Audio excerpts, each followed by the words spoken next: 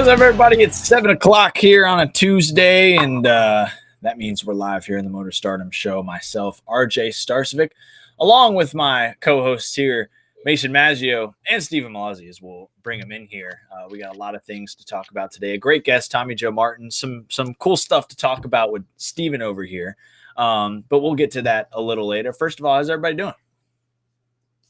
Yeah, I'm doing pretty solid. Got back home to Florida this past week, so figured, well, got a couple weeks off, might as well get to enjoy some time with the family. And on top of that is spring break, so a lot of friends coming home from college, so enjoying some time back home here in Florida, in the great state of Florida.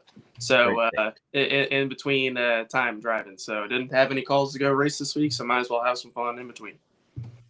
Did you get a haircut? I did get a haircut. Somebody shaved a little bit and somebody didn't here. Oh, I yeah. also got a haircut, but I don't think it's nearly as prominent as Maggio's. It's not as cool. No, mine's cooler. Mine's cooler by a mile. I agree.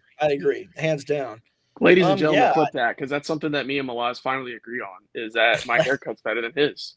So I'm gonna take that's a win. I won already. All right. I'll take that over any NASCAR victory that I may or may not come upon. So we should start by pulling up the nobody in this stream has a top 10 again.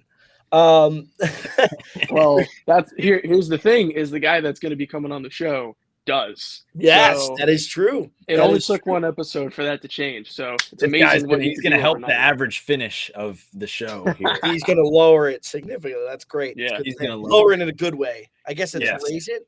Is it raise or lower? Do you lower an average? Like, my average finish goes down. Is that lowering it or raising it? You raise the aura of yourself, but raise the aura, actual finish stat, you are lowering it in number. But that's the goal, right? It's like golf, or Yes. Yeah. If we're talking golf terms, and you're winning.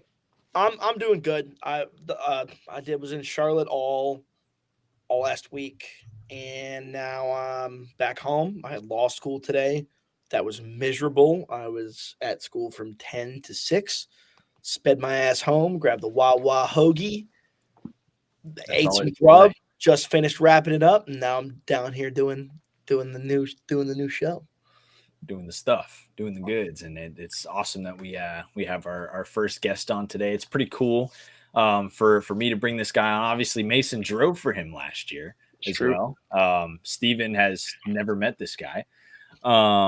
And for me, I had the pleasure of doing a podcast with him for 2 years. And wow, he has had a long road in NASCAR that we will recap here throughout the show. He has done a lot of fun things in the sport where now, maybe his driving career is not totally over. We'll get him. Unk still got it clearly at Talladega last year. He ran and got himself a top 15, but hopefully we see him back in the seat at some point, but he'll be joining us here in a few. Obviously, we had a lot of stuff to talk about outside of that as well. Crazy weekend at Phoenix. How about 3 races, 3 overtime finishes, guys? What more can you ask for? Nothing. Yeah, it's a terrific weekend. Like, honestly, I give a lot of props. I know people have been skeptical, being like, oh, Phoenix isn't that fun of a racetrack, but from what I've heard in the garage area, it's a terrific, challenging racetrack. And on top of that, we saw 3 great finishes between ARCA, Xfinity, and the Cup Series. What more could you ask for? And then on top of that, we had the different tire compounds on the Cup side as well, which was really unique to see. And it's something that I hope we see more of, because obviously we see it a ton in F1 and IndyCar. But that's something I hope that breaks into NASCAR on a regular basis for all 3 series. I'd hope we play around with it with all 3 series at some point. But great weekend at Phoenix. The viewership was great as well. I saw the reviews for that, so that was awesome to see. And I think it's going to shape up to be a really great year. We've had a lot of exciting races to start out the season. I'm a skeptic of all 3. No, I'm kidding. I will say the devil's advocate for each side, right? The problem with ARCA was that it was a car that was 13. That is my favorite driver in all of NASCAR, right?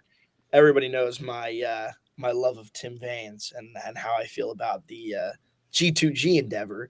But, of course, that's a question, right? 13 laps down. The white flag's already out.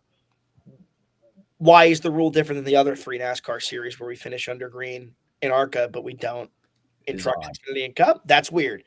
The other thing I'll say is, again, we watched an Xfinity race that was dominated by Cup regulars, and some people have problems with that. I personally don't. I think it's great for the Xfinity guys to learn from the Cup guys. But that was something that I saw somebody tweet and was like, "Hey, another race where Bowman and Almirola were the two best cars." And then the third one, obviously with Cup, is some people were upset. I saw the Jeff Gluck poll went 78-22. Good number, by the way, 22. Like the hat, Maggio.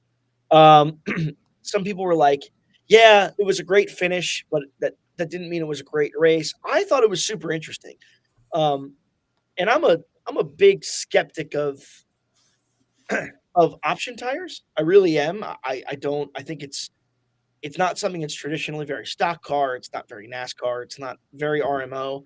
I thought it was as executed as well as it could have been. I thought it led to some really interesting strategy decisions, and I at the end of the day think that it was a really solid race overall with a very, very, very good finish. So I think it's interesting that people were upset about how that Cup race went for sure. Yeah, there was a lot to be talked about all three races. Lots of rules that we can talk about, and there's a guy that I used to talk about rules and stuff like that in NASCAR a lot with on a podcast, and he had a lot of interesting and fun things to say, and I really enjoyed it all the time. So please welcome to the show here our first ever guest here in this brand new show, Tommy Joe Martins. Welcome. Hey guys, no, it's good to see everybody. RJ, I had to break out the. There we go. Wow. When I got some throwbacks for you on school stuff here to be with you guys. Good to see everybody. Good to be talking NASCAR. Exactly. Yeah. Nice to meet you, Tommy Joe. I've never personally met you, but I've heard great things about you from RJ. So. Yeah, appreciate that, Steven. Yeah, Mason's obviously driven for our team. Right. I did a podcast with RJ for a long time. So just me and you. Me and you gotta get to know each other a little bit here. Yeah. So funny enough, before we get into it, I don't know if I ever told you, Tommy, but like before I ever met you, even before I broke into the NASCAR scene, I listened to the show that you and RJ had at one point. Like I would listen to it on all my flights to races. Because it was just genuinely interesting to hear, like, oh, what does Tommy Joe Martins have to say? And here's RJ, who's obviously built up a great following and has a lot of great things to ask. And here's Tommy Joe that's given the insight on everything. So I just figured I'd throw that out there before we get into the real questions. But it's definitely cool having a full circle moment like this. And I know RJ said that, oh, dude, we got to get Tommy Joe on the show for sure. And I knew when he brought that idea up, I was like, that is perfect for a full circle moment like that. So that's really cool. Well, something I think might be interesting to start off on, make it easy here, because I don't actually think I know this story. How did you meet RJ? Like, what happened? How did you get to know each other and then decide to start a show together? Look, I'm gonna let the host take care of this one. Yeah. So, I did an interview. This was back when I was kind of breaking onto the scene in COVID time, because like I tell everybody, this put me on an even playing field with all the reporters, because now, while they had more connections than me, everything was virtual. So here I was logging on to all the Zooms, interviews, and things like that. And, I did a charity shootout race on iRacing, and then I started to get into the world of interviews. And so I had some people on. My first interview, like I mentioned last week, was with Josh Riome. That was nice. I interviewed Tommy Joe Martins a little bit after. I had Jesse Little, Brennan Poole, shout out him, Alpha Prime Racing driver. Those are my first probably 4 interviews I ever did. Jeremy Clemens as well. And I got to a point where I was like, hey, podcasts were relatively new. They weren't totally popping off yet like they were in the last 2 years where everybody has one right now. They were kind of just up and coming. And I was like, okay, I'd want to start a podcast, but I want somebody to do it with. And I was like, it'd be really cool if I did it with a driver. So I took a gamble, shot a shot. The first guy I messaged to was Tommy Joe, because I thought when I did the interview with him, it was cool how we bounced off of talking about just Martins Motorsports in the season. We just started talking about NASCAR, the whole Xfinity Series season. And I kind of had caught a drift that this guy had a little background in journalism and also had his own podcast before.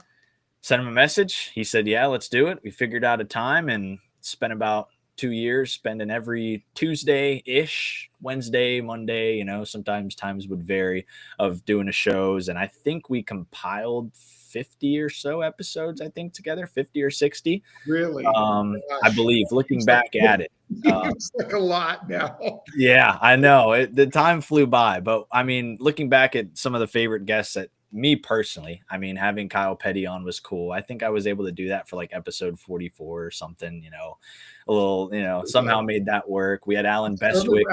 I was just about to say Alan Bestwick. That was a Alan Bestwick was my favorite one. I'm trying to pull up a screenshot here of that before we hop off the air tonight. I can put up there of our show. But yeah, Bestwick, Chris Myers, Jamie Little, like the reporters of the world, and then having like AJ Allmendinger and other drivers on the show was really cool. But yeah, that's basically how we met. And I was just coming up in the media industry, and this guy was I was lucky enough to get the honor to do the show with him, and we were able to have some fun and clearly have some great listeners like Mason Maggio over here, as well as Scott Payne, who I see at the track all the time, and a lot of guys on the Alpha Prime crew that are still on the Alpha Prime crew. So incredibly blessed to have been able to do that. It was fun. Well, it filled a need, right? So I mean, there's a part of the field that obviously you guys have both raced in, that I have raced in, that feels a little underrepresented. And there are a lot of people in the industry that specifically messaged me about the show as well, right? Like we kind of filled a little bit of a need for this kind of like middle to the back part of the grid where we were talking about a lot of the stuff that was kind of coming up. This was when I reached out to Tommy. This is right around that time. Middle of COVID, which is hilarious. By the way, really funny note here. I still have people send me stuff to sign, right? Like autograph cards, little stuff. I'm sure you guys have the same thing. And most of them that I get are with me wearing a mask because that was the first year that I ever got anything to get signed. So all the rookie card stuff, all that stuff that I ever got was COVID year. And it looks just like that. That's hilarious. You had a lot of, I see that still posted on Twitter to this day. They're like, just got a Tommy Joe Martin's card, and it's Tommy Joe walking the grid with his big black face mask on there.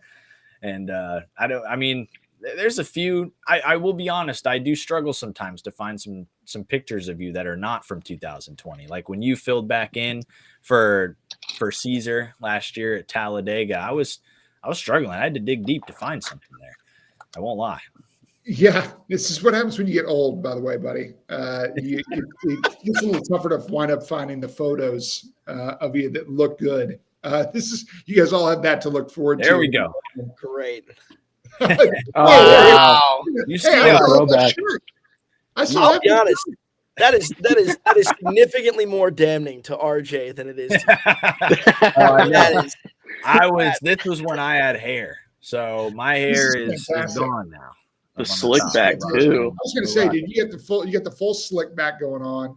That's perfect. Dude, I was slicking back. This was one of our first episodes too, so I don't know what I was doing, but we were rocking it. But we had Tommy, like he says, he still has that shirt, and then you have Alan Bestwick up there. I believe he said maybe in a hotel room or something like that. This was like our New Year's episode. But this one was one of my all-time favorites because the dude just has a wealth of knowledge. It's insane. Yeah. Like everything he would talk about it's just so captivating. And still, not to go on like too much of a tangent here because I know we're going to get into a lot of stuff, but this is one of those where we've started talking a lot about like NASCAR rights and television coverage, and we're on so many different television networks now. And the fact that Alan Bestwick isn't covering NASCAR every week is still just unbelievable to me. Like, I don't know who the executives are that are making the decisions. Give Alan Bestwick a call. He's at Indianapolis Motor Speedway. You can hear him on the PA. It's amazing. It's perfect. It sounds just like you're watching it on TV. So the fact that guy didn't have a full-time job doing this is just incredible. Yeah. We missed him dearly. That could really... Listen, there's one series in particular that would probably be a pretty good fit for one guy every week, but I don't know what we're doing. No, I mean, he's definitely a household name. And I mean, his voice is just iconic. And I mean, I remember there was a couple times where he was, one of the main analysts for like the Indy 500 and, when he would call a couple of those races. So, I mean, like, he's definitely like, it's hard to miss that, especially during what I would call the golden age of NASCAR back in the early 2000s with the NBC booth. So, I mean, he's just iconic in so many ways. It was cool when the SRX was still around and getting to see him back in the booth and calling races. So hopefully we can see more of him in the future with more broadcasts and other series. Yeah, exactly. So, Steven, I'll leave the floor to you. This is the first time you've met Tommy Joe Martin. Yeah. So, you're going to get the first official question here. What is the first thing you want to ask Tommy Joe, as we call Tommy Bro Martins? So, Tommy, my whole career, kind of similar spiel as Maggio, similar spiel as you. More of a back marker kind of guy, more of a guy who just keeps his own, doesn't wreck crap, just stays digging, right? Not one of the tricons or the front rows of the world, right? And I've worked very closely with Josh Rayome. That's one of my closest friends in racing.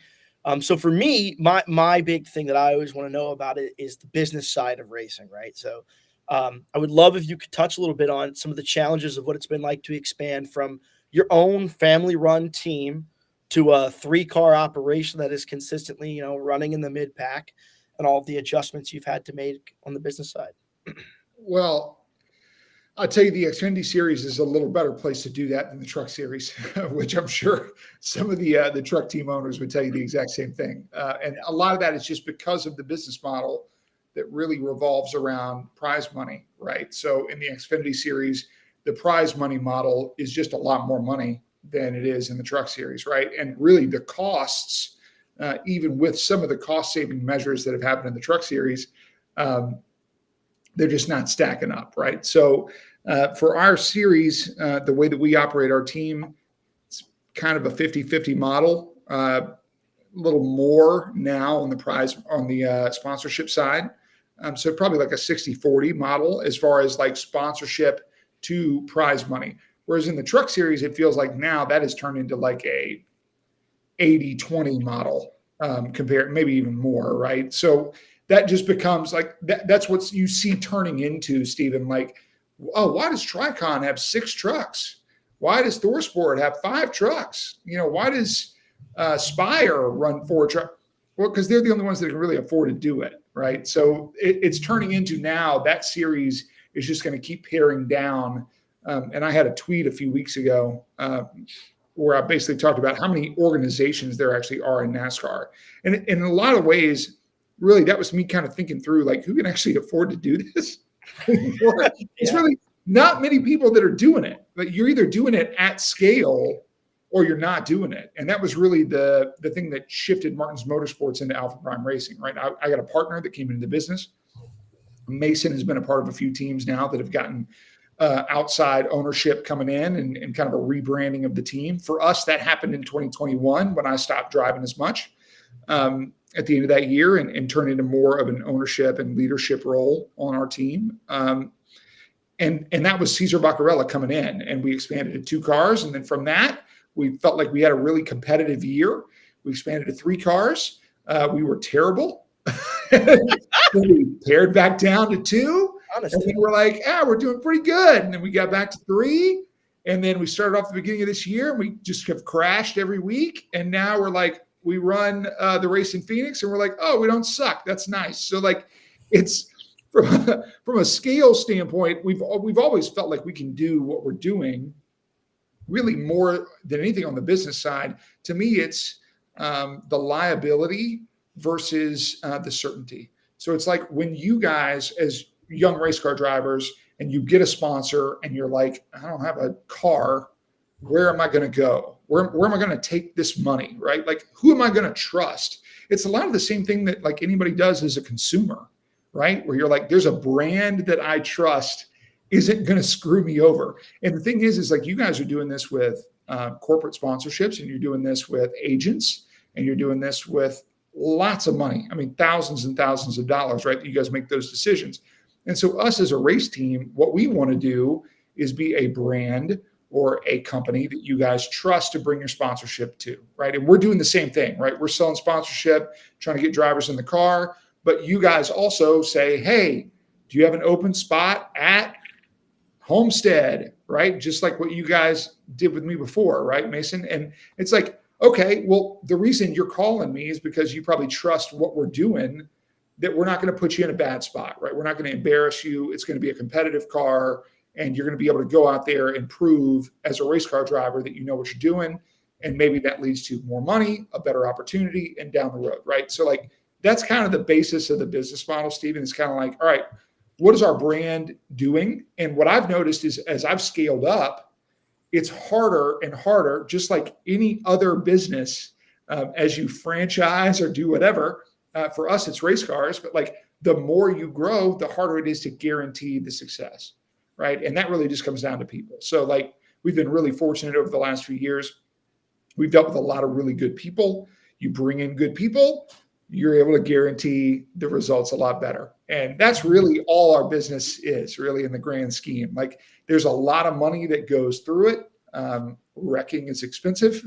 There's a lot of things that happen. But the biggest liability you have is when you can't guarantee one of you guys, right? So like we run 33 races in a year. But for Mason, he only ran one race with us. So for Mason, that race was the biggest thing all year, right? So how do I go to Mason and his sponsors and tell them, like, look, we care just as much about this one race for you as we do about the 33 races we did with Brennan Poole? And that's where it just becomes really tough. And I think that's where like more of my efforts have been focused as the manager, is to try to make sure that everybody is kind of on the same page with what we got going on a car that might have multiple drivers versus a car like Parker Retzlaff now that's running the full season, right? So like, how do we manage all of that and kind of guarantee that we're getting the same product on the racetrack each and every week? Has that thrill of operating the business and managing all these different aspects filled your driving desire? Has it filled your want in the sport, or do you still long to go back to it, especially as you see your cars start to run better? We know Parker Retzlaff has shown a lot of speed this year, even though there was a tragic mishap at COTA that obviously made APR fans very, very upset. But yeah, obviously you too. But has that sort of filled the desire for you to drive, or do you still like to go back, especially seeing how the team is growing? So it's interesting to me when you say that, right? Because I do get that question a lot, Stephen. It's like, I am still just as competitive right now as I was in 2021, right? So like, I hope that top 15 at Talladega. Right. So like, I would hope that Mason would probably like absolutely like back me up on that, because like, I remember specifically that, I mean, obviously you remember so many things, right, over the course of a year. So Mason drove for us last year. We're running the third car there at the end of the year, and really trying to build this up into what we now have going into this year, right? Like a little more structure, a little more like kind of used to the day-to-day operations of it a little bit more. And as Mason ran that race for us in Homestead, we wound up having a couple of problems with his car there, like on pit road, like before practice. And like I was pretty animated about it, and I was really frustrated. And that doesn't come from me being like mad at our guys. That comes from me being competitive, where I'm like, all right, look, I know how big of a deal this is for Mason. I know the teams that Mason's driven for. I know how he's looking at this as an opportunity to drive for our team and be competitive. And we're not ready. We've got something that's wrong. We got a radio issue. We've got a different issue here. Like, why is this not better? And I address it immediately. And I talked to Mason about being a driver and like, hey, actually, like when you're on a lot of small teams, you kind of wind up being the quality control guy in a lot of ways, where you kind of have to be like more prepared than you think, just because there's some guys that might be younger guys that maybe don't know, right? So like, I feel like I'm as competitive now as I've ever been doing this. And it'd be interesting to hear, Mason, talk about that. I mean, obviously it's one race, right, Mason? But I know there's a few weeks leading up to that. And then we obviously talked the week after that and how it was going to look kind of moving forward. Yeah, no, I mean, like, I will say this, like, I think you're probably more eager because you're not in the race car controlling it, right? Because you can't control what happens. You're putting your trust and your efforts into the three guys that you got driving your three cars, right? So I absolutely understand where you're coming from as far as like still having that competitive edge, because it's something you're still passionate about, even though you're not in the seat actually driving and doing all that. Which is something that I have seen from you. And it's something that I respect, is the fact of, hey, he is passionate about it. He wants to see it succeed and continue to grow to the next level. And that's something that I think, since we've seen Martin's Motorsports come into fruition and to what it is at Alpha Prime a couple of years ago, that's always something that I've seen, is it went from, being, let's go race to race and build a notebook, to, hey, we're running top 15, top 20, and we were able to see the results and be able to put in a valid effort. And I mean, it's come a long way, and you guys have had a lot of great stuff come your way, between having obviously now Parker, who brings a lot of great resources to the team. Brennan is a stellar driver and somebody that I look up to as well, and somebody that I still need to talk to and try to pick his brain about how I could be a little bit closer to him, not better than him because he's a pretty damn good wheelman, but it just try to be as close to him as I can to at least say I tried to race him there. But I mean, there's been a lot of great stuff that I've seen from you and from Alpha Prime. So I mean, and seeing that firsthand, and I remember when we didn't get the result, I was disappointed because I know how passionate you are, and I know how passionate your guys are to see it succeed. But the thing that I appreciated the most out of that whole deal was you being understanding and knowing that I needed laps and experience, especially with the Xfinity cars, just for the lack of seat time that I have on a mile and a half. It's so different going, and you know this, and Steven knows this as well. Going from a truck to an Xfinity car, they're completely different animals.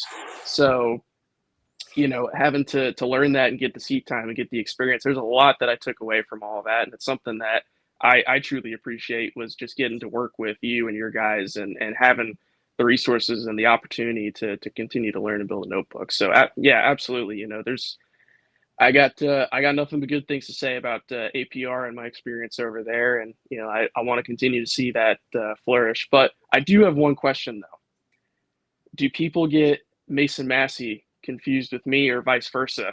Because I had somebody that kept tagging me on Instagram with Mason's primary sponsor this weekend, and they kept tagging me, and I finally had to, like, multiple times, and I had to DM him, and I'm like, wrong Mason, man, I'm sorry, it's just not the right one. But yeah, I gotta ask, is that's because Mason Massey obviously has been around for a long time, is a great driver and a great person as well. I would imagine there's a little bit of confusion there with maybe some of the fans. Has there been anything like that? Before there's an answer, both of you drove for RBR, and both of you drove for Alpha Prime. Yeah, and SS Greenlight, and SS Greenlight Sports. That's what I'm saying. It's just a recipe for disaster. There's one time where we were driving in the same what you're talking about specifically here, I'm going to try to broaden this out a little bit here, Mason. Yeah. Right? Obviously, have we gotten some fan mail? I mean, I still get Ryan Ellis fan mail. He doesn't drive for us. He does a PGM, right? So we still get Jeffrey Earnhardt fan mail. He hadn't driven for us since 2023. So, ultimately, the fans are the fans. We love the fans. First of all, the fact that you guys are supporting the drivers is just awesome, right? So, I'm pro this. I'll sort through the fan mail, not worried about it. But ultimately, what you're really talking about is this kind of confusion that happens as you guys, as race car drivers and really independent race car drivers, right? As you guys bounce around and you're kind of having to go where the opportunity sits for a team as you guys raise your sponsorship up, right? So you guys are self-sponsor and, oh my God, we got a sponsor and I got to go race Homestead. And you're like, but I don't have a team. So where can I go? And it's like, well, most of the teams already have that race sold, right? So then you're trying to piece it together. And Mason, the other Mason Massey, is one of those guys, right? Where he's had to kind of go to multiple teams, usually over the course of a year, to try to fulfill sponsorship obligations because it doesn't usually fit one team. It's really hard to do what we're doing with the 45 car this year, which is hey, we've got Mason, we've got Brad Perez, we've got a few different drivers, Vicente Salas, we've got Cesar Baccarella. That's hard. It's really hard because every sponsor and every single driver has got different needs. And so how do you kind of keep that making sense over the course of the year? There's a reason that a lot of teams just don't do it. They'll take less money for a full season deal because it's so much easier. And it helps you build camaraderie a whole lot easier. And you're able to build chemistry a lot easier. And you know what you got every week. And the driver is a lot more bought into the idea of well, I had a bad race last week. I understand that I got to take care of the car this week and that is going to pay off long-term, right? But for you or for Steven, or for any driver that's running a part-time schedule, you're well, look, I've had to work my ass off to raise 20 grand, 30 grand, 40 grand, whatever it is, right? To get one opportunity. And no offense, I don't really care who's driving the car next week. I need to run good. And obviously you guys are smart race car drivers where you're look, I understand. I got to kind of play ball here with the team. But there's some guys that just don't view it that way. They're this is my opportunity. And now a car gets wrecked or we're not playing the long game. And now it's well, Mason Massey's running 11 races, and now he's got to make up for the fact that somebody else screwed something up. And it just becomes really tough, right? So like for fans, as well as the race car drivers that are doing this every week, it's really hard what you guys are trying to do, right? You're trying to jump into the middle of a season with a team that, is probably like, we're kind of struggling for the chemistry because we don't have the same driver every week. And now we got to just implement this guy in like 3 days, and we got to get a seat ready. And there's all this different stuff that kind of comes in. And for the fans, like, it's hard for them to keep track of it, right? Like if they're a Mason Massey fan or a Mason Maggio fan or a Steve Malozzi fan, like, where are they going? They're like, well, I don't know. Where do I send this? Like to his house? Like that's eventually what people started doing with me, is they started just sending it to my parents' house, because he was like, well, he's driven for Carl Long, he's driven for himself, he's driven for BJ. Like, where does this stuff go? So it's just tough. Like when you're kind of like a soldier without a nation, which is kind of what you guys are, like it just becomes harder to kind of coordinate so many things. And obviously the fans are one of those things. Yeah. Your point about the honestly, even broadening it out even further, right? Like probably half the seats in Xfinity and Truck rotate throughout the course of a season, right? And not only does that make a driver identification problem, but it makes a sponsor identification problem too, because sometimes you got a guy looking for a single sponsor thinking that represents his driver, and it doesn't, because either that sponsor is on multiple cars, or that sponsor is not in that week, or it's a completely different driver altogether. And I think it's a really, really interesting problem when you broaden it out and take a step back and look at it, and you're like, wow, sometimes it gets more and more difficult. And when it comes to guys who aren't full-time, like Maggio and myself, it really makes it more difficult to build a brand when you're going against guys who do it every friggin' week. And I will say, I find it funny that people sent fan mail to your parents' house, because people send fan mail to my parents' house all the time too. And I always wonder how they find the address. And I'm like, they probably Google Stephen Malazzi address, and my dad's name is Stephen Malazzi. So it probably just pops up, and that's why my dad gets so much Stephen Malazzi fan mail. So I had plugged in as a PO box. I had plugged in as a PO box on my website.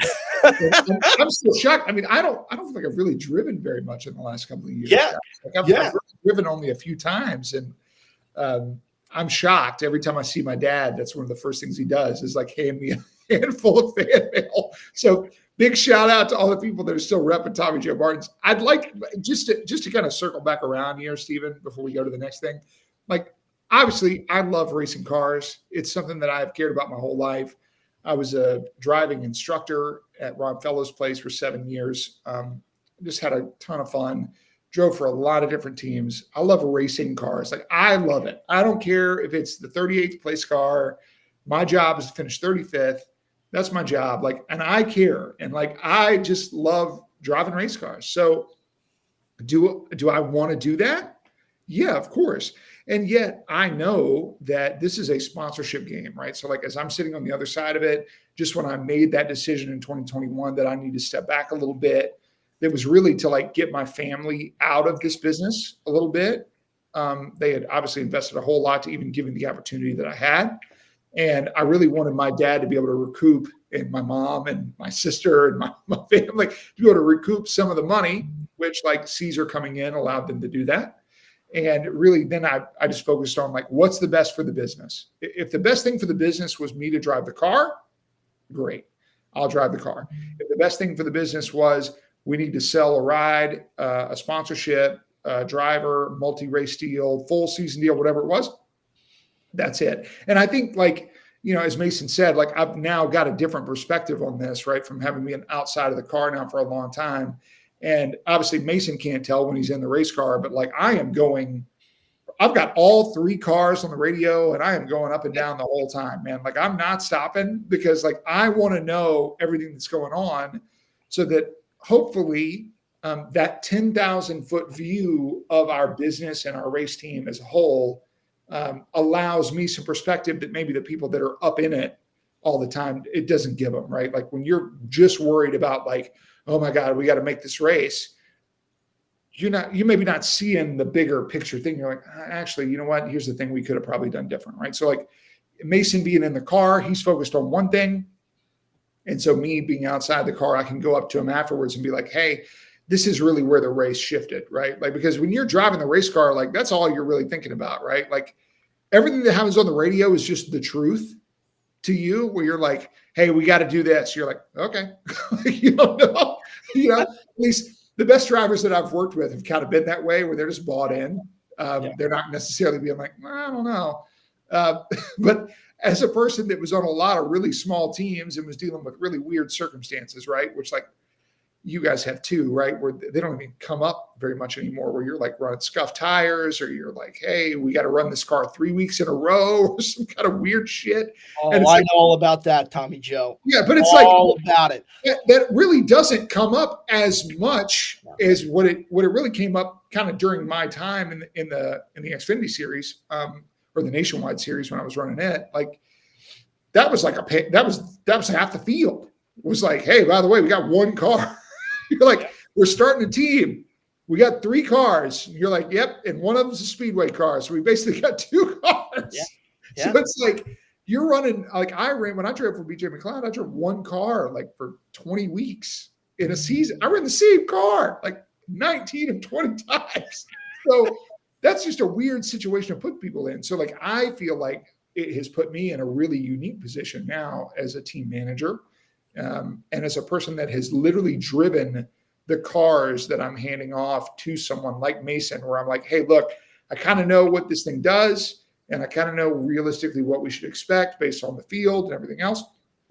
And I'm able to go in there and hopefully set the right expectations, because I think that's when this thing gets really jacked up, is when we don't have the right expectations. Like when we talk to Mason about coming in, we're like, hey, look, top 25 would be a really good day right now for us.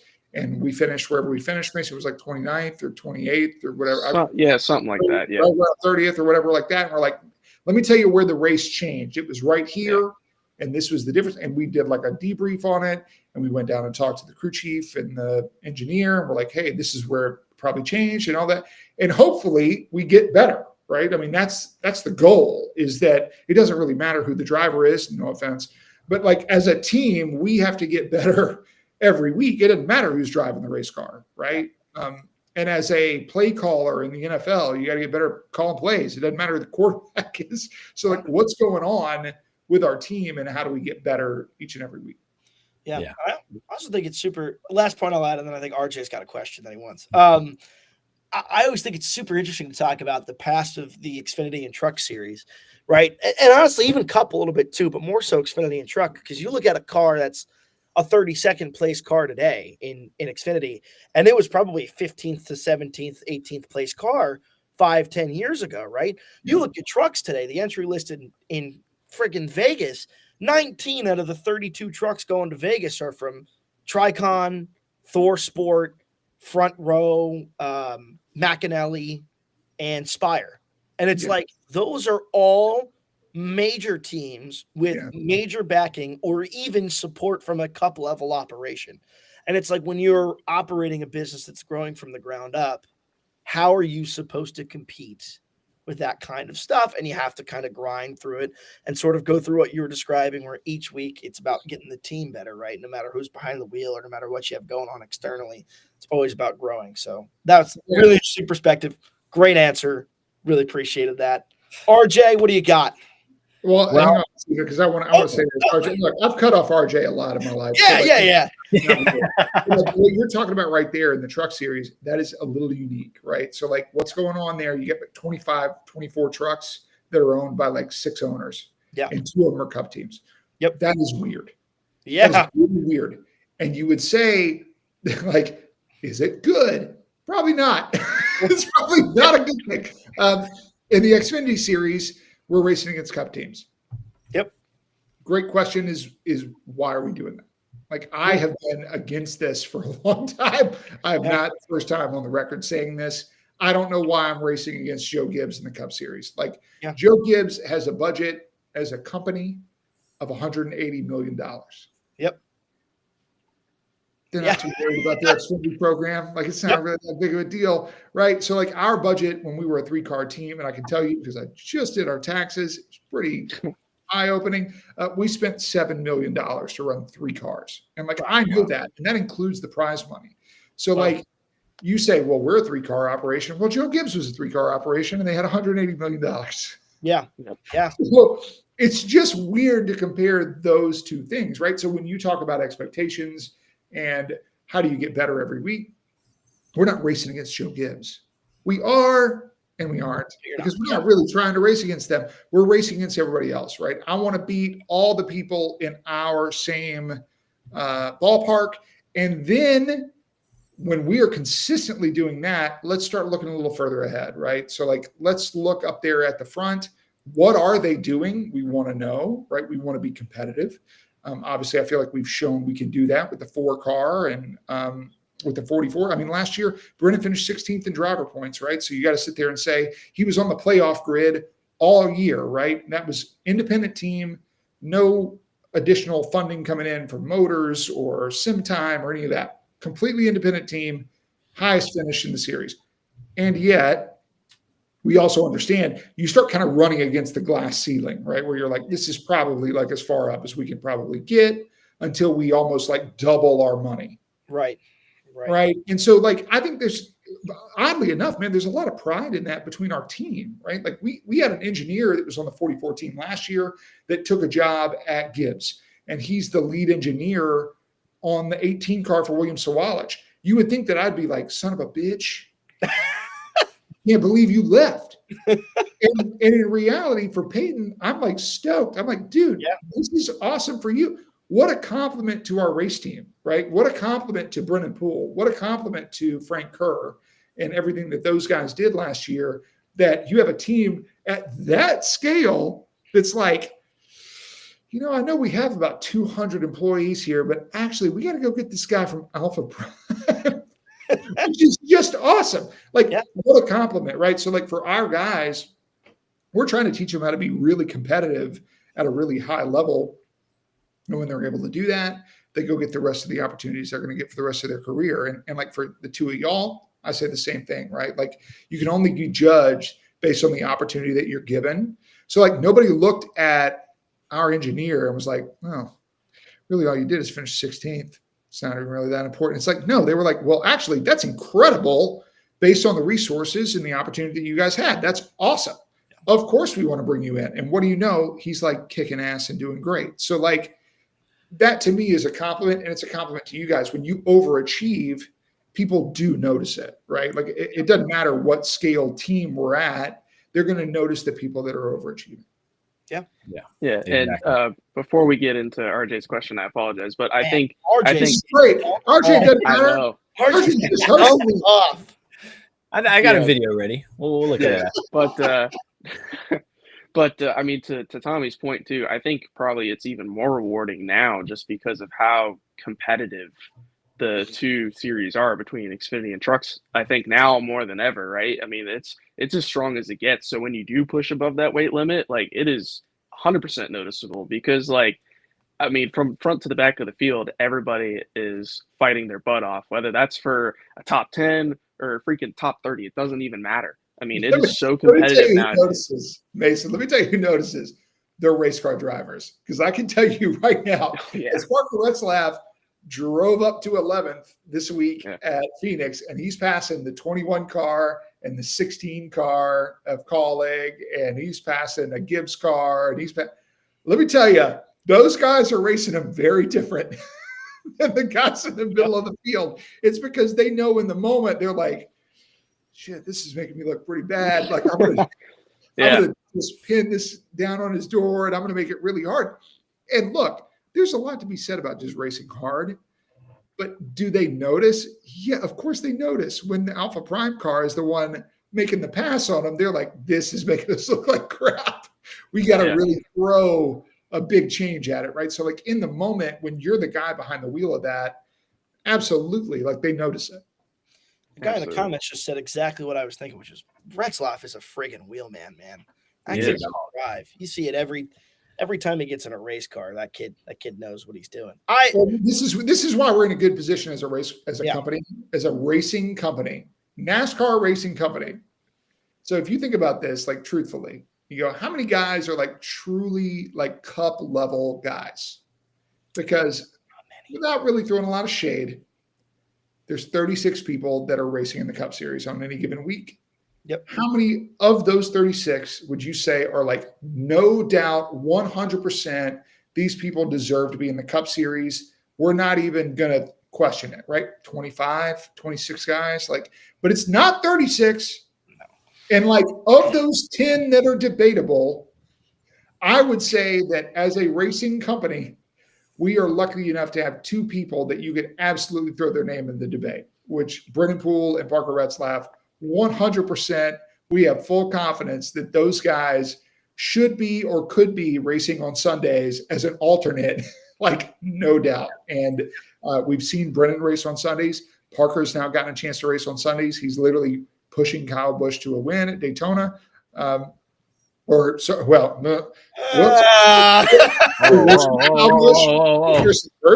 at Daytona, but like you're talking about a guy that becomes a factor in a Cup race. And how many times has he actually been in a Cup car? Like not very many, right?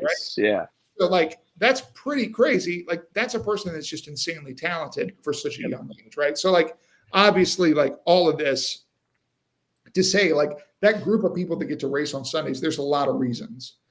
But ultimately, if you're going to have success at these levels and you're going to overachieve, you need the person that's in the race car to be an overachiever. And like, that's what I think, and now as a race team, we've got two of those people. Yeah, it's so cool to look at this team fully perspective. Like to hear you talk about having two world-class drivers on your organization compared to, I mean, we're doing a lot of throwbacks here, but 4 or 5 years ago, you driving for your own team. And I had a clip queued up here because I want to talk about our next point, kind of what you noted on it a little bit, your change to Alpha Prime Motors or Alpha Prime Racing from Martin's Motorsports. I was honored enough to be here kind of during that transition and see the ins and outs. I want to share just a little clip from a podcast, I believe, when you were announcing it, if I'm not mistaken. Today, Michael Carey did an article on TobyChristie.com about my intention to run part-time next year. Now, that's something I brought up on the podcast before, and we made it official today with me stepping back from a full-time schedule, moving into a part-time schedule with a 44 car, and I'm really excited about it. I've seen so many people commenting already saying, oh, this is disappointing, and, it sounds good for them and I'm happy for him, but I'm also sad that he's not going to be full time. And I understand that. Like I feel that and I appreciate where everybody's coming from, but I can say wholeheartedly that we're going to make an announcement at the end of next month that I am over the moon excited about. And it's going to absolutely take this team to another level than Tommy Joe Martins, the driver, was ever going to be able to take us to.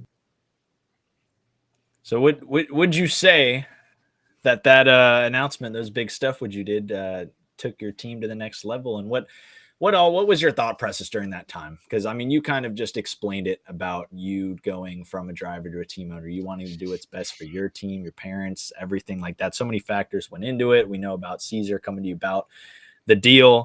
But all in all, would you say that business, all those business deals that you were working hard on in 21, 22, they've paid off to put you where you're at now? Well, if you think about some of the stuff we're working on, right, I believe what I was probably talking about in that clip was the Raja Caruth deal, which I feel like that was probably a pretty good investment. I feel like that was probably a pretty good choice. Swapping me out for Raja feels like a pretty good. I believe that was when you announced that you were going to be a partial scale, right? In the following year, and then came Alpha Prime Raja, which he had some great races for the organization, doing great things. But yeah, that was when you were in your announcement frenzy. I mean, you guys still have announcements like every freaking weekend with your great partners. And Ryan Pastana's a busy man, but he's a great man. But that was certainly an interesting time for sure, but a wonderful time for you. Yeah, and I think the motivation there was like, all right, look, truth be told, right? Who's investing in me? Like, here I am. I'm kind of a journeyman guy. I'm kind of in my 30s now. Like, what's going on? Like, and I looked at other teams like Jeremy Clements. And by the way, this is like no disrespect to Jeremy at all, who is a friend and I think has done an incredible job. He just had his 500th Xfinity start. Pretty crazy. Ryan Sieg. And on the other side of it, you have like Brandon Brown and so many other independent guys that have kind of gone now. And like I raced against a lot of these guys, right? So like I looked at that Brandon Brown. Yeah, like obviously when he won, I met him on pit road. Like we celebrated together. You introduced me to him that day. Like true. I remember. My dad and I went to Victory Lane and celebrated with his dad. Like so, like I have so much respect for them, and I've specifically had Jeremy Clements and Brandon Brown come up to me and be like, "Man, you did it at the right time," which is kind of a weird thing to hear somebody say, right? Which is like, as a race car driver, you're like, I got to be in the car. But in a weird way, when you kind of step back away from that, like it opened up a world of opportunities, right? And it really kind of showed to me the team that we had built and the team that I had been a part of building, right? So like I know what my job was for the team as a race car driver, like every week, what my job was to do. Yeah. That changed week to week, right? Where you're like, oh, well, this week we don't really care where we finished because we wrecked a few weeks ago and we got to bring this car home. Or like, actually, man, we got to score points. We're in the playoff push right here. You're actually like 14th in the standings. Like I've been a part of like all of that as a race car driver on a team. And so to be able to step back and see as other drivers were able to interact with our race team. And when I announced that we were really, Tommy Joe Martins was not going to run as many races, it was really cool to see just how many people wanted to be a part of whatever that next version of our team was, right? And to hear, people like Jeremy and Brandon who have had, winners at the Xfinity Series level and are really good race car drivers, to see them look at our team, which was the same thing, right? It was a family race team, and then be like, man, I wish I did it your way. It's like, well, I didn't wish that in the moment.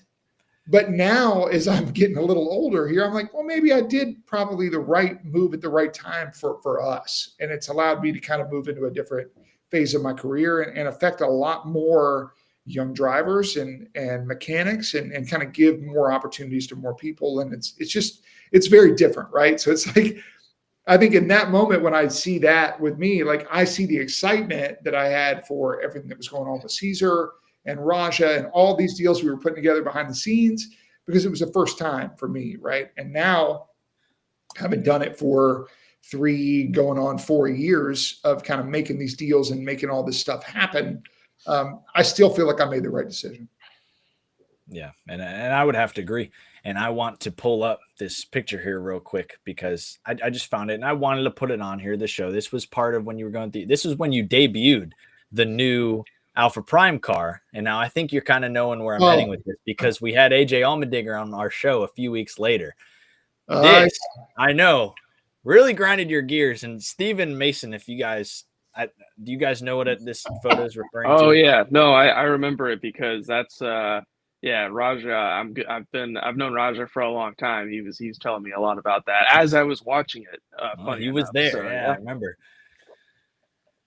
But there's a lot he was going to drive. Yeah, you guys going to tell the story? Or just going to reminisce about it? Like, no, I was going to say I'm going to let Tommy take the floor on that. Know what happened. I don't have a place to say anything on this. Tommy was the man behind the wheel and in the moment, living it. So kind of talk to us about what was a really interesting opportunity. We'll talk about right here for everybody that's watching this. This is Richmond, a stage where we put on tires in the middle of the stage of Richmond. Obviously, Richmond, big time tire race. We weren't running very good. We were probably running 28th. We weren't running that great. But to be honest, Richmond's just a really weird racetrack where like pretty much everybody just starts running the same time. So it kind of doesn't matter if you're running 18th or 28th, like you're all running the same time. So I had a crew chief at the time, Dan Stillman, really good crew chief. He's now over there at Our Motorsports and has been for a few years. Great dude. He made that decision to come down there and try to go get some stage points, right? Like, hey, we're going to try to flip the track position. We put on tires. We went from whatever it was, 29th, all the way up to the lead, where we passed AJ Allmendinger there for the lead. And ultimately, for me, as a person that really hadn't been in that position very much, I probably gave AJ a little too much respect than I really should have.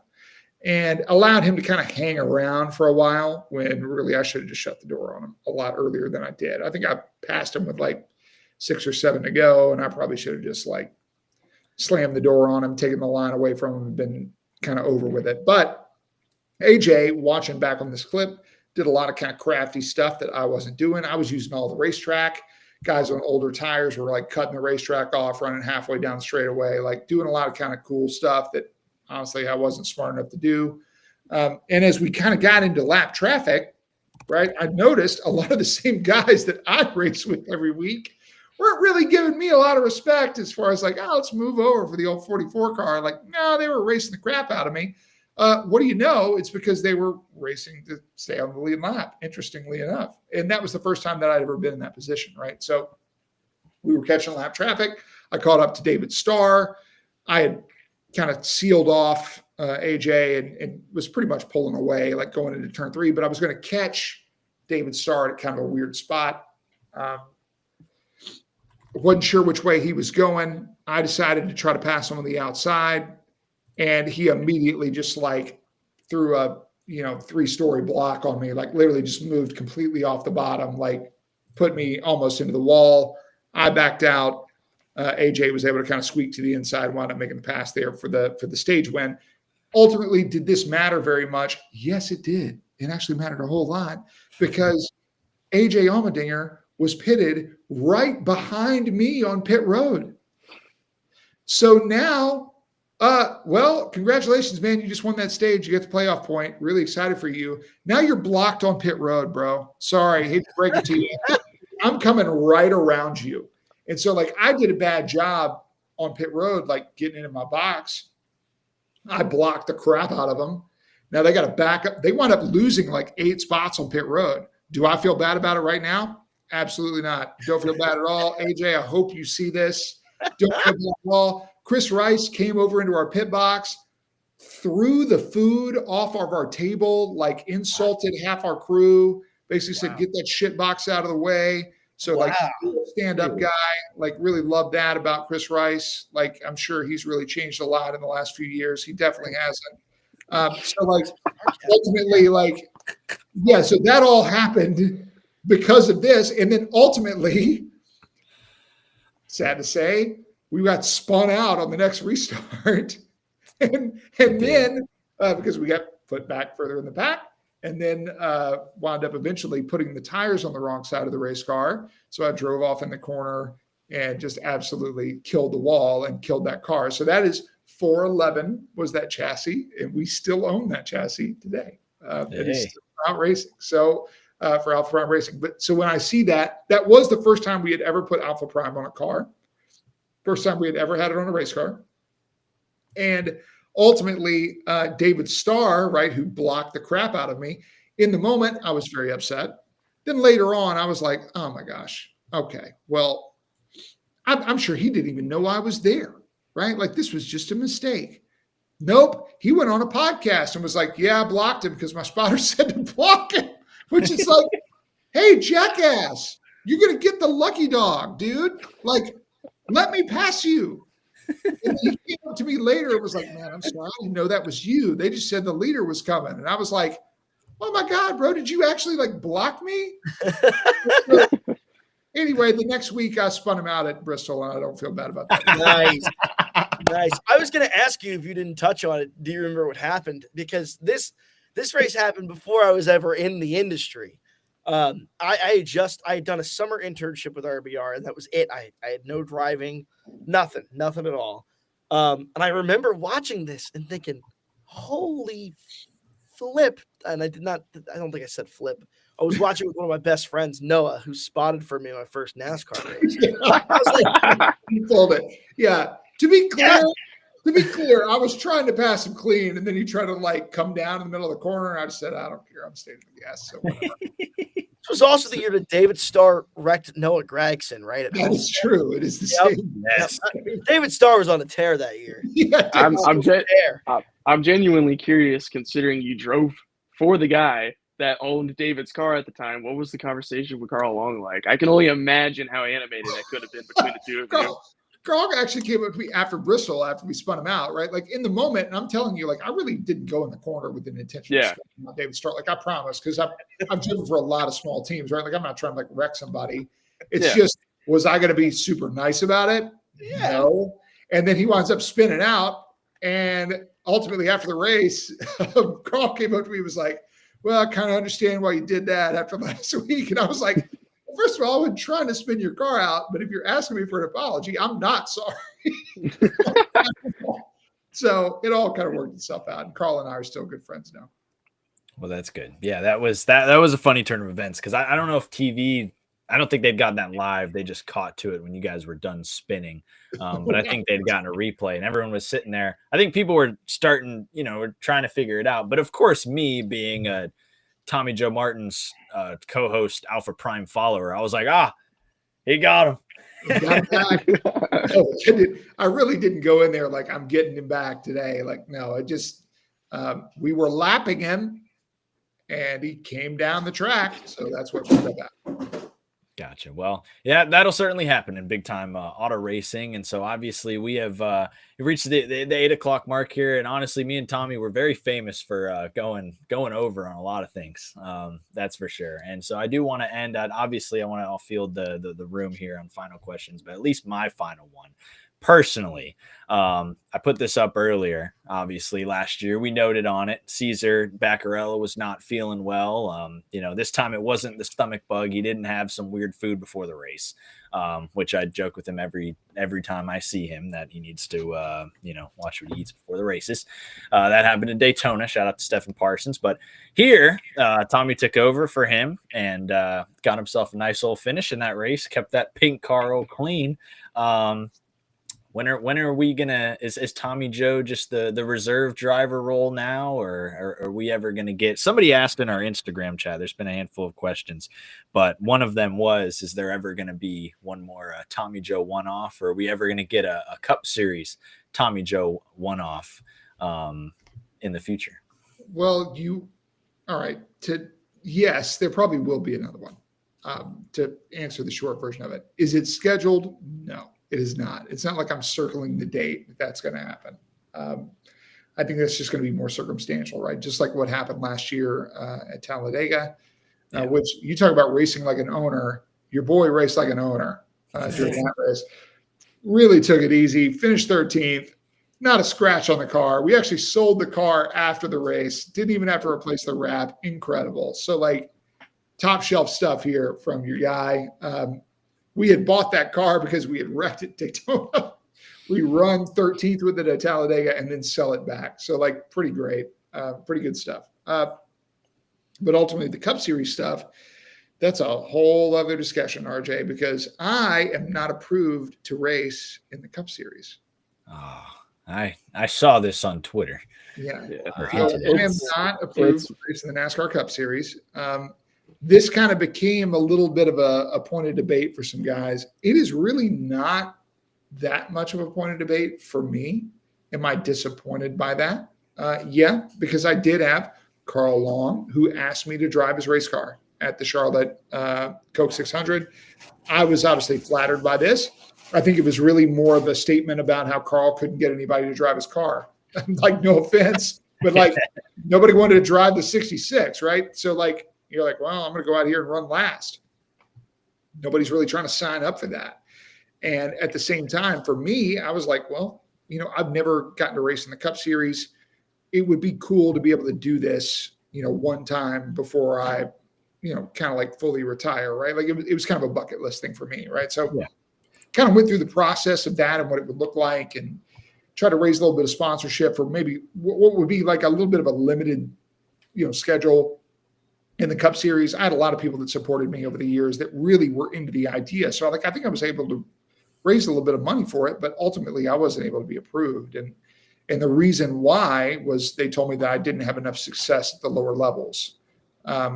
With only one, again, the thing that really was told to me was that I only had one top 10 and 150 something starts. And that just ultimately wasn't a Cup resume. And part of me is obviously a little put off by that because I've driven for a lot of small teams, just like what you guys have. And I also understand they want to have people at the cup level that are successful and have won races and won championships and are up there doing that stuff. And I get it. And yet it feels like we're kind of eliminating a whole lot of people that never really got those opportunities to begin with. Like Ross Chastain didn't win a race before he raced at the cup level. He drove for Premium Motorsports. He drove in the back of the field. Matt Benedetto didn't win a race before he drove for BK Racing. Like Alex Bowman didn't win a race at the cup level before he drove for BK Racing. And so like there's a lot of guys that get an opportunity to race at the cup level at the back part of that field. We've seen Josh Bilicki lead laps in an Xfinity car, and he rode around for Rick Ware Racing for a long period of time, right? So like this idea that like to be cup approved, you have to be this quality of person. Well, yeah, but there's also not that many quality of cars. No offense. So it's like you got to have somebody that's willing to go do it, and it's also bought into the idea of doing it. And so if you're only going to get the guys that see it as like, well, I'm actually above this, that's kind of a disservice to the team, and it's a disservice to the drivers. So like if you're above driving a slower car, stay home, dude. Like, I don't know what to tell you. Like there's a lot of people that would really appreciate that opportunity. And I do feel like for what they're trying to do in the Cup Series, because ultimately, like NASCAR doesn't want this impression of we're approving people for the Cup Series and they have no business being here. Even though they have literally done that this year multiple times, it doesn't seem to matter. Like what they really want is people with resumes from other sports, other disciplines, I should say, to come in and potentially like kind of add to the credibility of NASCAR. Like high-level drivers are wanting to race in NASCAR, and even though they don't know stock cars yet, that's okay. It doesn't matter. Here they are racing in the Cup Series. Look how important the Cup Series is. It's important, isn't it, guys? Right? So, like, I disagree with that. Like, the people that it's the most important to are stock car racers. Yeah. And we're trying to get up there, and we're trying to race in whatever we can. And I think that, obviously, really the declining of me from a Cup license, I'm not like super offended by it because I understand that I haven't had a ton of success at the lower levels. And yet it also, to me, is more of a statement about the approval process as a whole, that it's not transparent. Nobody really knows what's going on. And specifically, those people don't watch the races. Like they just look at your stats and decide that you suck. And that's really disappointing because like, based on what we've said, like Ross Chastain probably wouldn't have been approved because all he did was drive for Johnny Davis. And it's like, well, look at where Ross is at right now. And so I feel like we might be winding up missing some people that deserve great opportunities. Maybe not in the car that's an awesome car, but they deserve to be at that level or get those opportunities, and maybe they won't get them moving forward. And to me, that really sets the sport back. That's a great take. Love it. 100% love the take. Yeah. I have taken issue with the approval process for a long time for a number of reasons, which is especially people in the sport should understand that it's not I'll say 65 to 70% of where you finish has to do with what you drive a lot of the times. And maybe it's less so a percentage of what it has to do and more of a range of where you're restricted to. Like if you're in a certain vehicle, odds are you're not going to run better than 18th. And you can probably beat everyone below 30th, right? And like that, if that's where your range is, no matter who you put in the car, in the truck, that's where they're going to finish. And to me, it's counterintuitive to not allow people who've been doing it forever to get an opportunity in the series where the car matters the least, right? Because in the Cup Series, you go and you get in the 62 car for Beard Motorsports.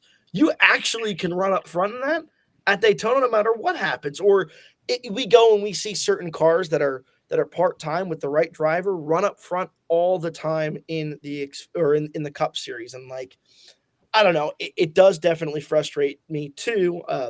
Josh, you said a lot of things that I think Josh Ryan would love to hear another team owner say. I don't know if you know Josh like that, but I'm telling you right now, I almost feel like I'm talking to him. He's putting stuff on my hauler going to Vegas. Right? He did? Yeah. I almost feel like it is like it is so parallel. He's expressed the same frustrations with the licensing process and some of the same, aptitudes towards the way that the financials of racing work and this, that, and the other. But I think specifically with the cup process, it's really an interesting thing. And I wish we had a better foundation for what it meant to be a cup driver, because then if we did, we knew what people had to strive for. The way it's described to me, right? If I wanted to go to cup tomorrow, my logic would never be to go run a full season with Alpha Prime, for example, right? It would be to buy 2 races and hope I can win an Xfinity race in a Joe Gibbs car. Because apparently NASCAR doesn't care if I keep my nose clean and run 20th all year in a car that's destined to run 23rd. They care about whether or not I get a checkered flag once or twice in my career. And there's a lot of legacy guys there to kind of piggyback off that, right? Like, obviously there are some guys that already had cup licenses that have very much the same resume as me in a lot of ways, right? I look at, the guy that we were making fun of earlier, and by the way, we're really good and everything's fine, but like David Starr is approved to race in the Cup Series. Yeah. It's like David Starr has won races in the Truck Series over the course of his career and been very competitive.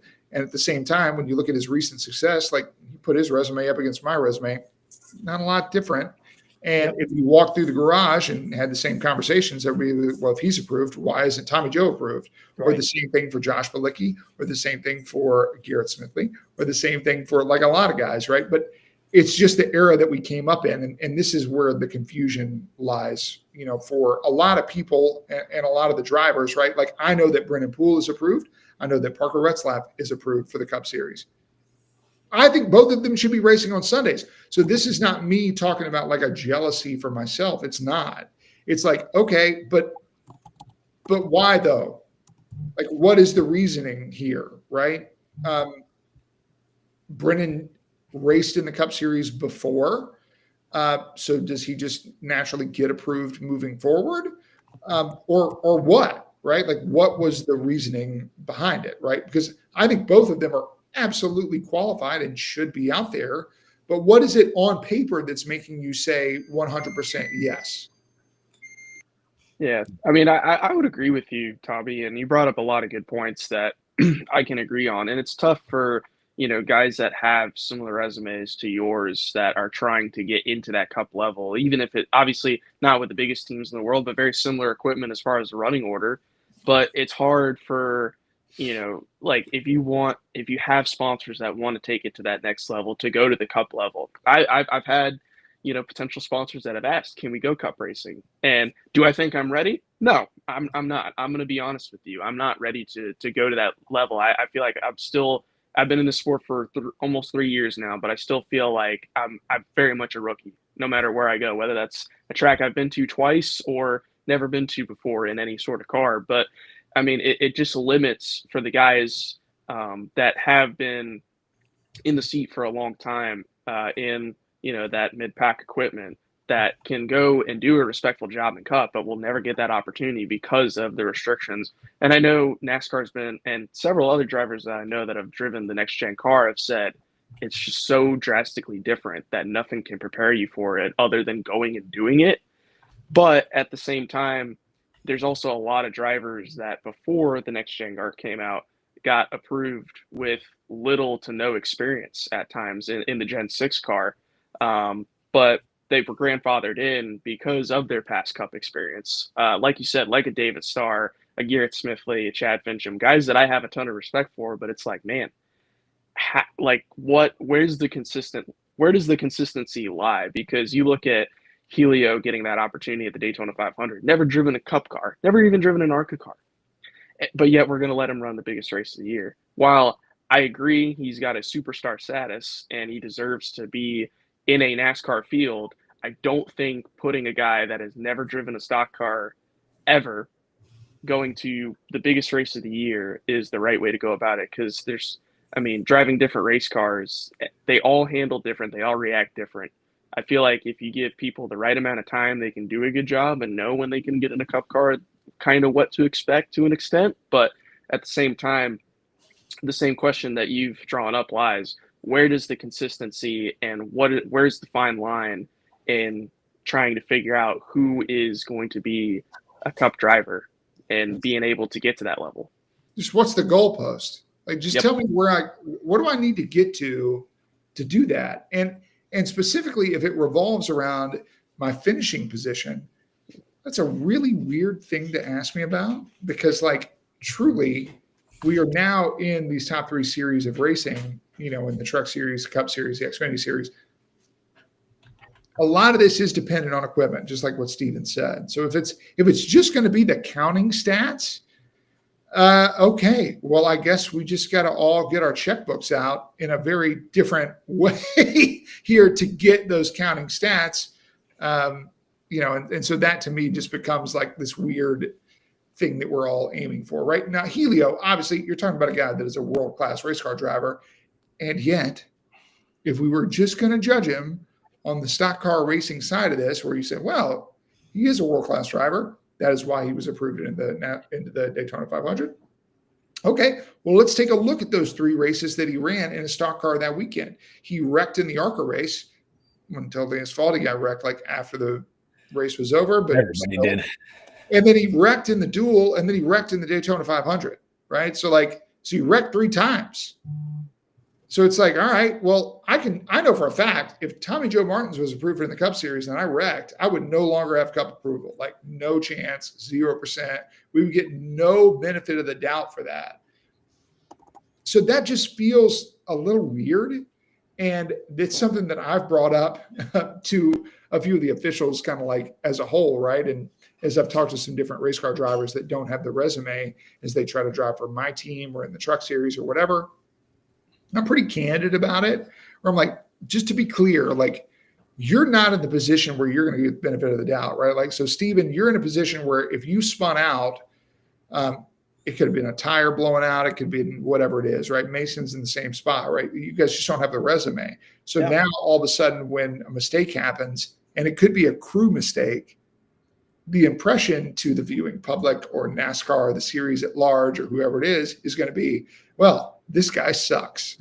Right. Like, that's why he spun out. That's why this thing happened, whatever. And it's like, well, I actually didn't have brakes for the last 50 laps or whatever. Nope, nobody cares. It's your fault. You're an idiot. Whereas if that happened to Ricky Stenhouse or whoever in the Cup Series, they're like, well, something must have happened there.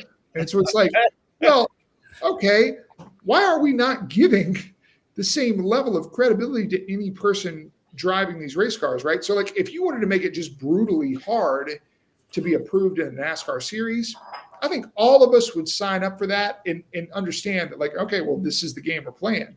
But it feels like that's not necessarily the game we're playing. And then we're just going to play it in the Cup Series now. That feels really weird. We don't know what game we're playing. We don't even know the game. Yeah. It's like, whose line is it anyway? We're just making up the rules as we go along. In my debut race, and I know RJ and Maggio know the story very well, at Mid-Ohio, it was I actually won a battle with the licensing department and ended up getting approved conditionally for Mid-Ohio, which, road courses are pretty easy to get approved for, low speed, big track. It's hard, even if you're in bad equipment, to get lapped frequently. And during practice, we are well off the pace. And you got to remember too, I'm in the bottom three truck in the field at the time, right? Maybe 3 to 5. And there's probably one truck in particular that is significantly worse than the one that I was in, and it was the 46. And the 46 was driven by a wheelman, that was Mason Filippi, who was a road course guy, and he lost an oil line going into turn 9. And I hit the oil, and I spun out, and I went straight into the tire barrier. And for the next 2.5 hours, we were worried that NASCAR was going to say, hey, get this kid out of the race car, because we were 5 seconds off the pace, right? And we crashed. And we were worried that NASCAR was going to call Josh and be like, get him out of the truck, drive it instead, because that was the whole contingency plan we had set. And luckily, Fox caught it on camera, and it was just so clear that there was nothing I could have done to avoid that spin that we ended up being okay. But I shit my pants for an hour and a half because I didn't have that type of privilege to be able to get away with anything like that. And I was super concerned that no matter what I did, it was going to be the end of me. And now, 9 races into my career, I feel like I have, thank you very much for I mean, I don't know if you can tell. I think you can. I am fired up. Like I am something fierce in here, and I said some words that I don't even know if I could repeat. And it's not even 9 races in, though. I feel like I've earned a little bit more respect, a little bit more. If I wrecked once, I might be okay, but if I wreck consistently, they might say stay in trucks for a while, or like it is definitely an interesting goalpost that I think about every time I get behind the wheel, which is if I do something stupid, what happens to me? And if I just stay consistent, even if it's a little bit slower and I don't do anything stupid, I will continue to progress up the ladder until a point where you have to say F it and try and go fast to win a race or two. So 100%. This explains a lot more than just what I learned just looking at your Twitter feed at that time, Steven. This explains a lot more than what the Twitter feed had to offer. I will tell you that. Toby Christie called me immediately after that race, or immediately after that practice session, like 5, maybe 7 minutes after I got out of the care center. He is on the phone with me, and I just ripped it. Like I said every thought that came into my mind, because you got it. Like this for me was my dream. This is what I worked so hard for, and the pain, the torment, the grind to get here all came down to Glory to God Racing. Are you shitting me? And I freaking went bananas. And Toby's like, look, I'm going to do you a solid. I'm going to clean that up for you. I think I get a lot more article views if I repeated what you just said, but I'm not sure you'd ever get another sponsor again. So I was like, thank you for that, Toby. I appreciate that. It was such a crazy day. We cracked the C post, I think, of that car. We hit the wall in such a weird angle. My God. And like Josh was like, yeah, man, it's not that bad. It's not that bad. That truck never raced again. That was it. It was completely destroyed. So it's honestly kind of a wonder. To this day, Maggio, that is my career best finish. Well, there you go. We talked about the average finish. So last week, Tommy, when we debuted here we go. We talked about our average finish here in the show, which was just Mason and Steven, because obviously I don't have one. What wasn't amazing, I can't remember what that number exactly was, but we said how we're applauded already week 2. We're bringing that average finish down. We're bringing that number down here, bringing in Tommy Joe to the show. Wait, I don't even know what this is for me.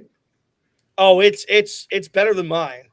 The Tommy Joe Martin's average 25th or something. Yeah, that's better than ours. I think Maggio's is 20. Right? Like I'm just stabbing at this. I don't know even. Yeah, I know mine was like 27th. If we're talking off of what was it, trucks alone, Steven, or were we combining both Xfinity and trucks? I was combining both of yours and both of mine. Yeah, so mine was probably about 26th, 25th, something like that, because I had a couple of good Xfinity races last year, thankfully. So, and then obviously Daytona helped this year in the truck. Tommy Joe, your average Xfinity finish is 24.6. Hey, I knew I was in the ballpark. Yeah. Yep. There we go. Yep. And let me tell you, I'll give you my favorite stat of all time. Between the three of us, okay, we have 196 NASCAR Truck Series and NASCAR Xfinity Series starts. And 1 top 10. Hey. So last week it was 0. Now we've got 1 between the three of us. So we have gone infinitely upward in our percentage. And that belongs to Tommy Joe Martins at Texas. RJ was giving us a hard time because we were having a little bit of me and Steven were having a little bit of a pissing match last week, being like, oh, well, I'm a little bit better than you. I'm better than you. And then RJ had to go ahead and be like, yeah, you realize none of you guys have a top 10. Both of you guys combined do not have a top 10. And it was like, yeah, this is what top 10s look like, okay? Yeah, exactly. Wow. That's pretty good. We got 2 top 10 there. Yeah, that was pretty good. That was a pretty cool day. And you know what's funny about it, man, is like, honestly, guys, I'll tell you this, right? Like, you guys are both young and you're gonna keep racing for a little bit.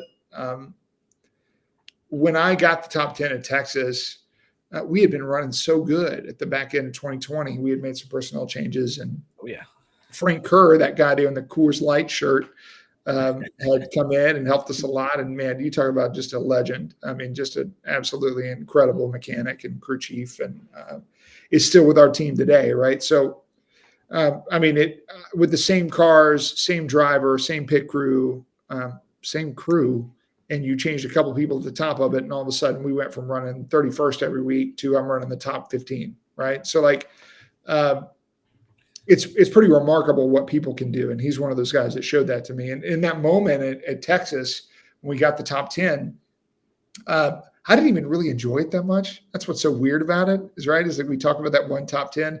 In the moment, I was really mad that a couple of cars that we had been better than all day beat us. I think Josh Williams and Ryan Vargas finished right in front of us. And I was really mad about that because I was like, oh my God, I've been kicking their ass all day.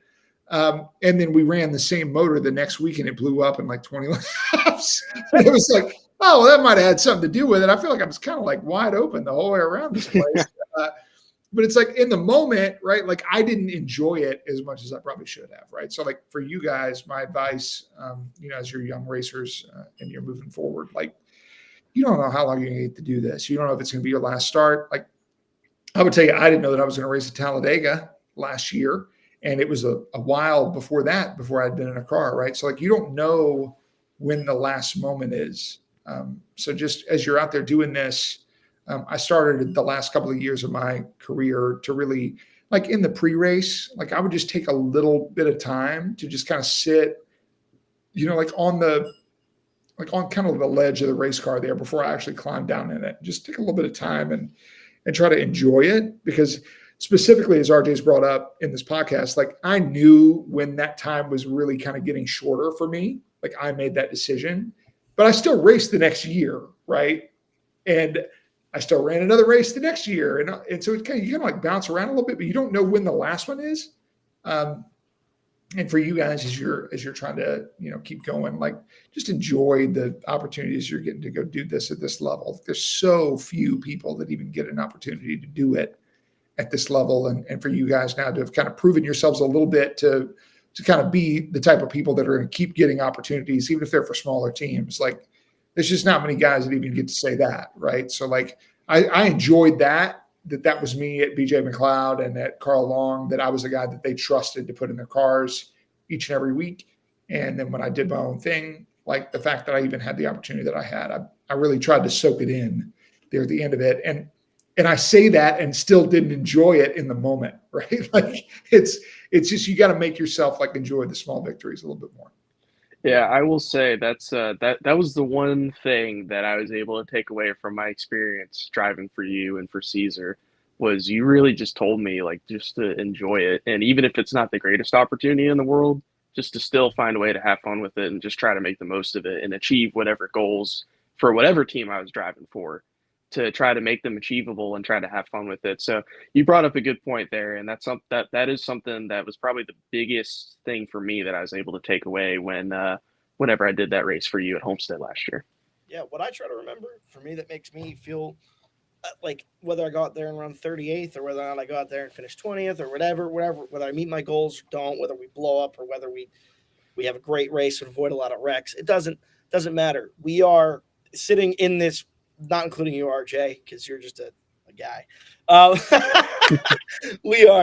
We are 3 of 3,400 people in the history of NASCAR to ever make a NASCAR start in any of the 3 series. And every time I sit back and I look at the list of names who have done it, I'm like, damn, that is pretty cool to be one of those 3,400, right? And that is a privilege and an honor. And it's every time I do it, I'm like, it could be my last. I'm going to be a lawyer soon. I'll probably gain 57 pounds and sit behind a desk all day, every day. And then I'll find something crazy to do, corner the racing legal market or something. And one day will be my last start. I'll never know it. It'll just be it, right? And I try to live every start like it's my last one. So yeah, and I think that's for me. To wrap this up, I do feel like I want to know that it's my last one. Yeah. I don't want to look back and be like, man, I didn't even enjoy that in the moment. I am lucky enough that I'm in a position where I can kind of control that, right? Yeah. I can potentially, hey, by the way, sorry, 45 car, I'm jumping in here at whatever, and this is going to be it, right? I potentially have the opportunity to do that. And it is important because I know that is really more of a celebration of the opportunity that I've been given my whole life, right? To even be a part of this. So for all the young drivers and everybody that's doing this, I didn't think I'd be a team manager. I felt like that was way down the road, like you're just so worried about your own stuff for so long. And then you start getting a little bit bigger picture view of it. I think the one thing that we gain as we get older is perspective. And I just now know how blessed I've been to be able to be a part of this and have so many people that have supported me and get to do and talk racing with RJ and like just little stuff like this, even that I just have a ton of fun doing. Getting to talk to you guys and talk about what's going to be the rest of your career and maybe be a mentor and try to help you in some sort of way. Yeah, exactly. We appreciate you coming on. And the only thing I'd add to that little monologue you gave there at the end is you also never know when that top 10, what track that top 10 will come at. And Tommy Joe, if you learned anything about listening to the Drivers Meeting podcast, you would know if Tommy Joe could drive a forklift into Texas Motor Speedway, he certainly wouldn't blow that place up. And then it was just so ironic that we get to the end of that year where we really were kicking on the podcast and he goes and gets a top 10 at Texas Motor Speedway, his beloved favorite racetrack. I'd be interested to see what my average finish was at the place that I hated the most. All right. To end it off, hold on. Tommy Joe Martin's average finish. I just want to know because I did. I mean, I absolutely blasted that place. Your best track is Talladega. Okay, that's probably 14.9. Woo. Texas is your fourth best track. Hey, wow. 18.9. It is your top 20 average finish. You have, the only track you have more. By the way, you have never finished outside of the top 20 at Talladega. I'm looking at this right now. Not once in your career. Very good. That's been very impressive. Good to our family. Talladega, Alabama, the home race there, closer to Mississippi. So yeah, it's been good to us. Yeah, your best tracks in order: top 5, Talladega, 14.9, Kansas 18.3, Daytona Road Course 18.5. That was one time. Twice. 13. What? We ran there twice? We did run there twice. Yep. You ran there twice. Okay. I finished like 11th the first year. Yeah, that was like weird. Yeah. And then it's Texas and Nashville are your top 5. Texas, Nashville. So the southern states treat me very well there. Yeah. It's good. We go north. Get me out of there. now, last question. What do you think I'll discount Coda because you've only run there once and he had a bad run. The motor blew up. What's your motor blew up? To be clear, the motor blew up. We didn't put enough oil in it. To be clear, I was 13th in practice. Just to be clear. I was going to say Tommy's a road course guy, so he's usually pretty quick at a road course. Come on, worst track. Hit it. What is it? Oh, God. More than one start. You know what's funny is like the one that I always was like, oh my God, I can't believe we're going there is Dover. Like I didn't like Dover. Like I didn't enjoy it. I was like, oh, well, yeah. Let me just get Dover's in the top 10. Up here. Like I wasn't some like hardcore race car driver guy that was like, yeah, I can't wait to get to Dover. I was like, Jesus, man, this is the place. Like you're just like so on the limit like every time. And the first time that I ever went to Dover was in a truck and we were doing a pigtail setup. It was not very good. Like we completely missed it. And it was like literally we parked the truck after the race. I forget where I didn't finish. And my hands were literally, they were so tight. This is a true story. I had my hands were cramped up around the wheel. Oof. And so when they got to me on pit road, I was like, I can't take my hands off the wheel. Like I was so white knuckle the whole time. And actually Mike Beam, who was he was like the director of GMS, right? Like, so like they were running really good in the truck series. He came up to my dad afterwards and he was like, your son is unbelievable. He was like, he should have wrecked like 12 times. Like that was insane. Like he was like, I've never seen a truck that bad in my entire life. And so that was my first time ever to Dover. And then it's like, we're going back in an Xfinity car. And I was like, oh God. I was like, if we don't hit this right, this is going to be the worst thing of all time. And I don't feel like I ran bad there, but that was one of those that I never really looked forward to going to it. The answer is the Charlotte Roval. I believe this. I wrecked every time I was there. Yep. I wrecked or broke every time I was there. So that was the rain race where we got crashed. Yep. I blew a right front tire. I slid a right front going into the chicane. It blew out with like 4 to go. Absolutely like knocked the wind out of me, like hurt my ankle, like destroyed a car. And then with Carl Long, I think I qualified 18th. Correct. I was running like 13th or 15th. I was running the top 15, and we broke a right front control arm or something like that. I'm looking at the race reports. Those are all exactly correct. Yeah. So like I remember like I never felt like I was bad there. Like I just wrecked every single time. Unfortunate circumstances. That's what it was. But yeah, Charlotte has been terrible to us, by the way, as a company, as me, the driver. Charlotte, oval or roval, it doesn't matter how good we've run. We've wrecked there like every time. That's the graveyard. Yeah. When I went to, go ahead, RJ. I'm sorry. No, I was just gonna say I have one more unfortunate photo to throw up here. This race pissed me off. This is another one where you're like, where are you running? You're like 9th. It's like, nope, you're up there. Nope, you're actually. So this is what's funny about this picture right here. Obviously, this was terrible. It's like the worst I've ever felt. I still hadn't got a top 10 at that point, right? Yeah. And so now you got a chance to finish in the top 10, and it's a green white checkered. You get wrecked, right? Obviously, feel terrible. Was a very sad boy afterwards. But like that car was such a good car too. We'd run really good with it earlier in the year. Noah Gregson. We knocked all the water out of the car. Like it had no water. This is me being owner driver for a minute here, right? So like I know like, oh my God, we've wrecked. This is terrible. We were down in the points at the time, but I knew how good we were running. And I was like, oh my God, if we could only get like a couple more spots here, this is worth it. We hit the wall that hard. We're literally up in the air. I drive the car back to pit road like a dumbass. So I drive it back to pit road. I park in the stall and I'm like, hey, just put the hood down. Like we can go make another lap. And they're like, you don't have a radiator. Like, what are you doing? Oh, you did drive that car done. Like, get out. I was like, no. And I drove off. I was like, trying to make another lap, and eventually drove it back around. They were like, park the car, dude. Like, what are you doing? So that brings up just a few memories there. Obviously, that was a chance for a really good run. Ran around some really good cars all night, guys like Brett Moffitt and guys that have just done a tremendous job. So to see that car get wrecked, that thing went straight to the graveyard, RJ. That one did not make it another race. That was 219. You drove it off like a We champ. still run, by the way, Alpha Prime Racing, we still run 216, 217, 218. That was 219. That was that car. So like literally 3 of our best cars that we still run today are still in rotation. Brennan Poole ran 216, I want to say like Atlanta, and had a good run. And yet 219, that was the best one of all of them, and it got killed right there at Charlotte. Damn. You always total the good ones, never the bad ones, right? You always wreck the good ones. Yep, yeah.